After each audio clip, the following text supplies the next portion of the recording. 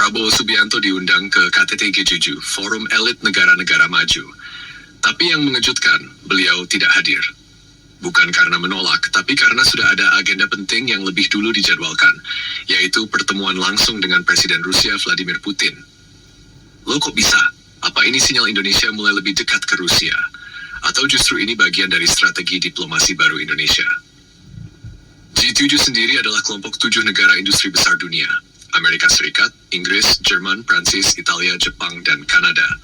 Forum ini rutin membahas isu-isu global seperti ekonomi, keamanan internasional, perubahan iklim, hingga konflik besar dunia. Indonesia beberapa kali diundang sebagai mitra, termasuk tahun ini. Tapi, absennya Prabowo membuat banyak pihak bertanya-tanya. Ternyata alasannya cukup jelas. Presiden Prabowo sudah memiliki jadwal yang terkunci jauh sebelumnya. Pertemuan penting dengan Presiden Rusia Vladimir Putin. Pertemuan ini bukan kunjungan basa-basi, tapi pembicaraan yang sangat strategis menyangkut pertahanan negara. Kabarnya, topik yang dibahas meliputi pembelian jet tempur, sistem rudal pertahanan udara, hingga kerjasama pengembangan drone. Rusia diketahui sedang aktif memperluas pengaruh militernya di Asia, dan Indonesia adalah salah satu mitra yang potensial. Bahkan baru-baru ini kapal perang Rusia sempat bersandar di pelabuhan Tanjung Priok. Semua ini memperlihatkan hubungan Indonesia-Rusia sedang naik level. Jadi saat jadwal G7 bertepatan dengan pertemuan bersama Putin, Presiden Prabowo memilih untuk menepati agenda yang lebih dulu dirancang. Sebuah keputusan yang bisa dibilang berani dan sangat strategis.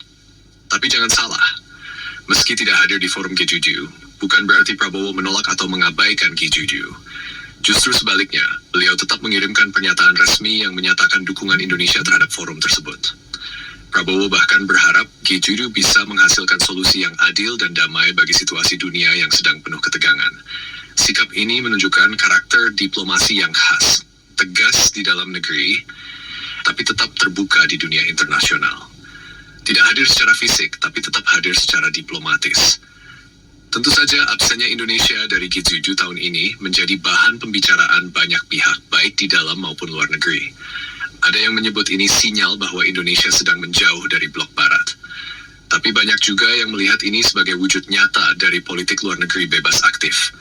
Indonesia di bawah Prabowo ingin memperkuat posisi globalnya, bukan sebagai pengikut, tapi sebagai pemain utama. Indonesia ingin menjalin hubungan baik dengan semua pihak, tanpa harus memilih satu blok dan memusuhi yang lain. Inilah gaya diplomasi aktif dan fleksibel, menjalin kemitraan strategis dengan siapapun yang membawa manfaat nyata, tanpa kehilangan kedaulatan dan prinsip. Di satu sisi, Indonesia tetap menghormati G7 sebagai forum penting dunia.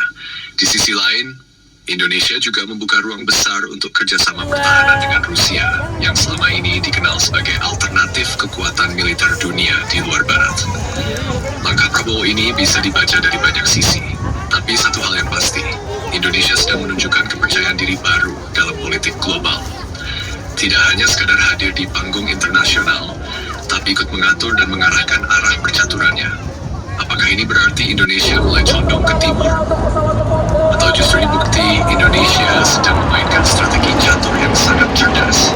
Kita lihat nanti. Yang jelas, keputusan Prabowo menunjukkan satu hal. Indonesia bukan pion.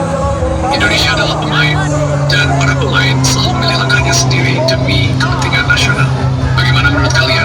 Apakah langkah Prabowo memilih bertemu Putin dibanding hadir di G7 sudah tepat? Tulis pendapat kalian di kolom komentar. Jangan lupa like, share, dan subscribe channel Snata Militer Bapak. Biar kalian gak ketinggalan informasi paling panas seputar dunia militer dan geopolitik internasional. Sampai jumpa di video berikutnya. Sampai jumpa di video-video King Cast. Sini nih, ada nih. Diam.